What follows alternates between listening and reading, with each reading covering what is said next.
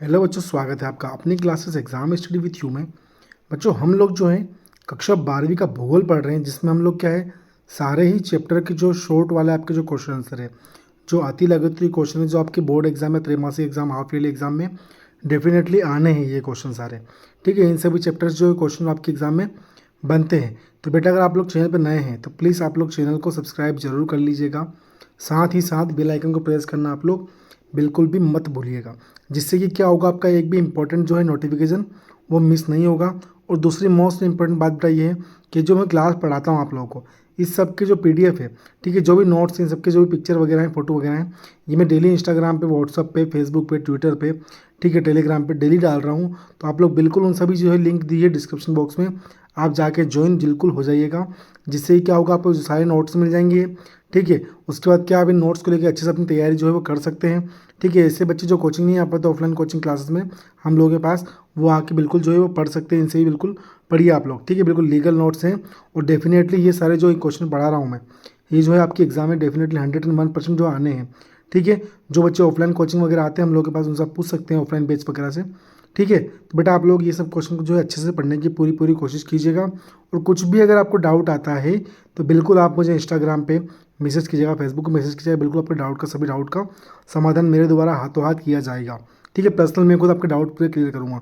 फिर भी अगर आपको समस्या लगती है तो बिल्कुल आप मुझे कमेंट बॉक्स में जो है आपके जो भी डाउट है जिस भी टॉपिक के, मुझे बताइएगा बेटा। तो मैं आपको उन टॉपिक पर कोशिश करूँगा कि अच्छे से आपको क्लास बना के दूँ। ठीक है बेटा, तो देखो आज का हमारा जो पहला क्वेश्चन होगा बेटा, वो क्या हम लोग का होगा, पहला क्वेश्चन आज का हमारा होगा कि द्वितीय क्रियाकलाप किसे कहते हैं। कौन सा क्रियाकलाप? द्वितीय क्रियाकलाप क्या होता है? तो जब प्राथमिक उत्पादकों का प्रसंस्करण करके नई उपयोगी और मूल्यवान वस्तुओं की रचना की जाती है तो इन्हें द्वितीय क्रियाकलाप कहते हैं। देखिएगा, समझिएगा बेटा, सीधी सी बात बोल रहा है कि हमने क्या किया, प्राथमिक क्रियाकलाप में वस्तुओं को उत्पादन किया। अब उत्पादन करने के बाद उसको हम लोग क्या करेंगे, मान लीजिए हमने कोई पौधा बोया, पौधे बोने के बाद में उसमें फूल आएंगे, फल आएंगे। ठीक है, तो हमने प्राथमिक क्रियाकलाप में तो क्या किया था, पौधे को रोपा था, पौधे को बोया था। परंतु द्वितीय क्रियाकलाप में क्या हो रहा है कि हम उसको तोड़ के किसी न किसी उपयोग में काम में लाएंगे। ठीक है, वहाँ से उसको हटाकर किसी अन्य जगह पर लगाएंगे हम लोग। ठीक है, या ईश्वर के चरणों में हम लोग उसको जो है अर्पण करेंगे। ठीक है, या कोई मान लो अगर अनाज वगैरह है तो उसको काट कर, उसको निकाल कर हम लोग क्या करेंगे, उसकी पैकिंग वगैरह करके किसी उद्योगपति को देंगे, या किसी हम लोग बोल सकते हैं कि यार किसी दुकानदार को देंगे। ठीक है, किसी उद्यमी को देंगे जो उद्योग करता है। ठीक है, अगला क्वेश्चन क्या है बेटा, हम लोग क्वेश्चन नंबर 2 है।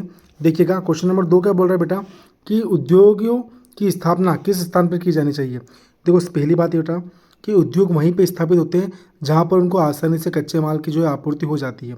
ठीक है, अब सुनिएगा क्या बोल रहा है ये, उद्योग अपनी लागत घटाकर लाभ को बढ़ाते हैं। सही बात है भैया, कोई भी व्यक्ति हुआ अगर उसको अगर लाभ अर्जित करना है तो उसने जितना पैसा इन्वेस्ट किया है उसको वो घटाएगा, और प्रॉफिट की मात्रा मतलब कितना वो कमा रहा है उसकी मात्रा हमेशा प्रत्येक व्यक्ति, यहाँ तक मैं भी हुआ तो मैं भी यही चाहूँगा, और आप भी हो बेटा तो आप लोग भी यही चाहोगे कि आपने जितना पैसा किसी काम में इन्वेस्ट किया, मतलब लगाया है, निवेश किया है, तो आप उसको जितने जल्दी हो सके उतने रिकवर करके, मतलब वापस प्राप्त करके आप लाभ की ओर अग्रसर हो, मतलब पैसे कमाने की ओर आगे बढ़ें। है ना बेटा, क्या बोल रहा है, इसीलिए उद्योग की स्थापना उस स्थान पर की जानी चाहिए जहाँ पर उत्पादन लागत कम हो। अब उत्पादन लागत कम होगी तो क्या होगा, उससे उससे हम लोग पता है भी कि जहाँ उत्पादन लागत कम होगी, मतलब वस्तु को बनाने की लागत कम आएगी, वहाँ हम लोग पता है भी कि अच्छी मात्रा हम लोग जो है उस पर इनकम कमा सकते हैं, हम लोग प्रॉफिट अच्छा खासा वहाँ पे कर सकते हैं।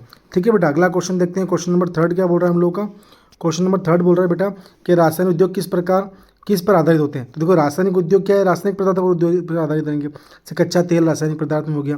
ठीक है हम लोग का बेटा, ठीक है, तो हम लोग किस पर आधारित होते हैं, जो रासायनिक पदार्थ होते हैं वो कच्चे माल पर आधारित होते हैं। ठीक है, समझ में आया बेटा आप लोगों को, किस पे कच्चे माल पर आधारित वो लोग होते हैं, है ना।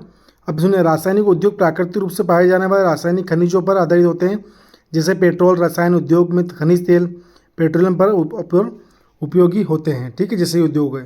ठीक है, ये क्लियर हो रहा है बेटा आप लोगों को। अगला क्वेश्चन है, क्वेश्चन नंबर 4 क्या बोल रहा है, देखिएगा कि वे उद्योग जिनके उत्पादन को अन्य वस्तुओं, आधारभूत उद्योग क्या होते हैं। आधारभूत उद्योग मतलब वो जो बिल्कुल बेसिक जो है बुनियादी आवश्यकताओं से जुड़े होते हैं, उनको हम लोग क्या बोलते हैं, आधारभूत उद्योग हम उसको बोलते हैं। ठीक है बेटा, अब समझिएगा आप लोग, वे उद्योग जिनके उत्पादन को अन्य वस्तु बनाने के लिए कच्चे माल के रूप में प्रयोग में लाया जाता है उन्हें आधारभूत उद्योग कहते हैं। जैसे लोहा इस्पात उद्योग को आधारभूत उद्योग में कहते हैं, मतलब ये क्या है, बिल्कुल बेस तैयार करते हैं, किसी भी चीज़ की नींव तैयार करने में काम आते हैं, उसको हम लोग क्या बोलते हैं, आधारभूत उद्योग उसको हम कहते हैं। ठीक है बेटा, अब अगला क्वेश्चन देखते हैं। क्वेश्चन नंबर 5 क्या बोल रहा है कि वृहद वृहद पैमाने मतलब बड़े पैमाने के उद्योगों को ही दो विशेषता लिखिए। तो वृहद पैमाने के उद्योगों में कच्चा माल दूर स्थित स्थानों के अतिरिक्त विदेशों से आयात किया जाता है। भाई बड़े बड़े उद्योग अगर वहाँ कच्चा माल की आपूर्ति नहीं होगी तो उनको विदेशों से मंगवाना पड़ेगा। कारण ये है कि हम लोग कच्चे माल की आपूर्ति अगर बंद हुई या रुक गई तो हम लोग हमारे उद्योग को तो हम लोग ठप नहीं कर सकते, मतलब बंद नहीं कर सकते, या उनका काम तो नहीं रोक सकते, क्योंकि बड़े उद्योग हम लोगों के कहीं ना कहीं। ठीक है बेटा, तो क्या होता है कि हमको कच्चे माल की आपूर्ति जो विदेशों से भी करवानी पड़ती है। ठीक है, मंगवाना पड़ता है, हमको आयात करवाना पड़ता है उस चीज़ का। अगला क्या बोल रहा है बेटा, सेकंड वाला, इन उद्योगों में अधिक पूंजी और श्रम की आवश्यकता पड़ती है। सही बात है भैया, बड़े उद्योगों में क्या होता है बेटा कि अधिक श्रम अधिक पूंजी की आवश्यकता पड़ती है, क्योंकि क्या होते हैं बेटा, बड़ी मात्रा में होते हैं, इसलिए वहाँ पे हम लोग क्या है, अधिक श्रम और अधिक पूंजी की आवश्यकता पड़ती है। ठीक है, अगर हम आगे बात करते हैं अगले क्वेश्चन की बेटा हम लोग की, देखिए क्वेश्चन में अगला क्या बोल रहा है बेटा हम लोग का, क्वेश्चन नंबर 6 है। कौन सा है क्वेश्चन नंबर 6। अगला क्वेश्चन कौन सा है बेटा, क्वेश्चन नंबर 6 हम लोगों का है। ठीक है, अब देखिए क्या बोलिए, क्वेश्चन नंबर 6 में क्या बोल रहा है बेटा कि कुटीर उद्योग, कौन से उद्योग, कुटीर उद्योग की बात चल रही है। क्या बोल रहा है उसमें कि कुटीर उद्योग एवं लघु उद्योग को 4 समस्या लिखिए। कौन कौन सी समस्या कुटीर उद्योग और लघु उद्योग में होती है, ये हमको उसमें बताना है। ठीक है बेटा, तो देखो मैं बताता हूँ आप लोगों को क्या है। पहला देखो क्या बोल रहा है कि समुचित कच्चे माल का प्राप्त न हो पाना, मतलब जो छोटे उद्योग होते हैं उनको कच्चा माल जो है समय प्राप्त नहीं हो पाता है। ठीक है, दूसरा क्या है, आवश्यक पूंजी का अभाव, मतलब जो छोटे छोटे उद्योग होते हैं उनके पास पर्याप्त मात्रा में पूंजी मतलब पैसा नहीं होता, मुद्रा नहीं होती है, जिस कारण से क्या होता है बेटा उनका विकास जो है वो चहुमुखी विकास, मतलब जैसा वो चाहते हैं वैसा विकास नहीं हो पाता है। ठीक है, फिर अगला क्या बोल रहा है, थर्ड वाला, विक्रय सुविधा का अभाव। विक्रय सुविधा का अभाव मतलब कैसे भैया, हम लोग देखते हैं ना तो किसी का कच्चा माल मतलब अगर सही से बन गया उनके पास तो वो सही से उस चीज़ को बेच नहीं पाएंगे, बाजार तक पहुंचा नहीं पाएंगे, क्योंकि उनके पास परिवहन के साधन पर्याप्त मात्रा में नहीं है। छोटे उद्योग है, ठीक है, हथकरघा उद्योग में आते हैं ये सब चीज़ें। ठीक है, फिर अगला क्या बोल रहा है देखो इसमें कि कच्चे औजारों क्या है, अच्छे औजारों का अभाव, मतलब उनको जो मशीनरी नहीं है वो आधुनिकरण से पिछड़े हुए हैं कहीं ना कहीं। ठीक है, अगला क्वेश्चन क्या बोल रहा है बेटा, क्वेश्चन नंबर 7 देखिएगा, कौन सा क्वेश्चन है, क्वेश्चन नंबर 7 क्या बोल रहा है बेटा कि कृषि आधारित उद्योग नहीं लिखिए। अब कृषि आधारित उद्योग कौन कौन से होते हैं, धान एवं दाल उद्योग, ठीक है, गेहूँ एवं चना उद्योग, गेहूँ अन्य अनाज पसीना जो भी होता है अनाज वगैरह हम लोग के, उन सभी के जो उद्योग होते हैं वो अनाज आधारित उद्योग हम लोग के होते हैं। मधुमक्खी पालन उद्योग, ठीक है, खाड़सारी उद्योग, फिर तंबाकू बनाना, दुग्ध व्यवसाय, ठीक है, मुर्गी पालन, ये सब क्या है जो है ये हम लोग के कृषि पर आधारित उद्योग हम लोगों के होते हैं। ठीक है बेटा, फिर ये क्वेश्चन नंबर हम लोग कौन सा बोल रहा है बेटा, फिर ये क्वेश्चन नंबर हम लोग का 8वां क्या बोल रहा है कि उच्च प्रौद्योगिकी उद्योग पर टिप्पणी लिखिए। उच्च प्रौद्योगिकी उद्योगों क्या बोल रहा है कि उत्पादकों, ठीक है, उद्योग नवीनतम पीढ़ी के उद्योग होते हैं, मतलब जो नई नई टेक्नोलॉजी से बिल्कुल लेस होते हैं, नई नई मशीनरी होती है, नए नए औजार होते हैं उनके पास। ठीक है, तो उनको हम लोग क्या बोलते हैं भैया कि उच्च प्रौद्योगिकी उद्योग उनको हम लोग बोलते हैं। ठीक है, फिर क्या बोल रहा है, जिनमें उन्नत वैज्ञानिक एवं इंजीनियरिंग उत्पादनों का निर्माण एवं विकास गहन शोध के पश्चात किया जाता है, मतलब काफ़ी खोजबीन के द्वारा किया जाता है और काफ़ी अच्छे से किया जाता है उन पर। ठीक है, निवेश करती है कोई बड़ी बड़ी कंपनियां उन पर और काफ़ी अच्छी मात्रा में जो है वो मशीनरों का भैया निर्माण करती है। इनमें सफ़ेद कॉलर श्रमिकों, व्यावसायिक श्रमिकों की संख्या, ठीक है, अधिक होती है। इन उद्योगों में यंत्र, मानव, रोबोट, कंप्यूटर आधारित डिजाइन तथा निर्माण, इलेक्ट्रॉनिक नियंत्रण वाले शोध कार्य तथा नए रासायनिक और औद्योगिक उत्पादनों का निर्माण होता है। मतलब संपूर्ण तरह के उद्योग में कौन कौन सी टेक्नोलॉजी होनी चाहिए आधुनिकरण के लिए, वो सब इसमें अवेलेबल होती है, उपस्थित होती है। ठीक है बेटा, फिर अगला क्वेश्चन देखते हैं बेटा हम लोग क्या है, विनिर्माण वाला हम लोग क्वेश्चन कर चुके हैं। ठीक है, देखो फिर अगला क्वेश्चन क्या है हम लोग का कि स्वच्छंद उद्योग किसे कहते हैं। विनिर्माण वाला मैं करवा चुका हूँ उसके पहले क्लास में आपको, इसलिए अभी नहीं कर रहा हूँ, और जिन्होंने पहले वाली क्लास नहीं देखी वो प्ले लिस्ट में जाके देख लीजिएगा अच्छे से।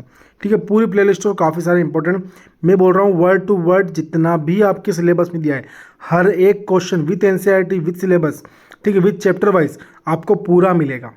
ठीक है बेटा, तो देखो पहला क्या है, स्वच्छंद उद्योग क्या है बोल रहा है कि फुटजल उद्योग होते हैं। मतलब क्या होता है, हम लोग देखते हैं इसको हाट बोलते हैं, जो कस्बे वगैरह में लगते हैं।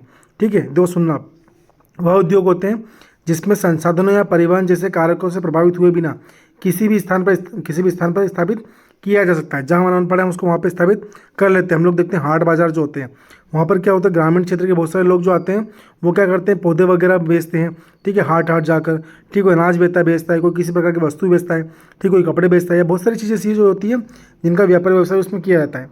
ठीक है, फिर क्या बोल रहा है, यह उद्योग व्यापक विविधता वाले स्थानों पर अवस्थित होते हैं।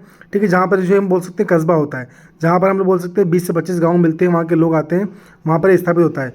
यह उद्योग संगठन पुर्जों पर निर्भर रहते हैं जिन्हें कहीं से भी प्राप्त किया जा सकता है। यह उद्योग अपने उत्पादकों को बाजार की मांग के अनुरूप बड़ी तेज़ी से सुधारते हैं। मतलब जैसे बाजार में मांग होती है वैसी वस्तु का ये लोग जो है, ठीक है, वो उद्योग जो है वो ये फुटकर व्यापारी जो होते हैं वो उस प्रकार के जो है वो वस्तुओं का वहाँ पर बेचते रखते हैं, मतलब वहाँ पर। ठीक है बेटा, फिर अगला क्वेश्चन अगर देखते हैं हम लोग, तो अगला क्वेश्चन क्या बोल रहे हैं, देखो हम लोगों का अगला क्वेश्चन है बेटा क्वेश्चन नंबर 11। कौन सा क्वेश्चन है? क्वेश्चन नंबर 11 क्या बोल रहा है कि उद्योग को निम्न वर्गों में बांटा जाता है। कौन कौन सा उद्योग आकार हो गए? आकार के आधार पर, उत्पादकों के आधार पर और स्वामित्व के आधार पर।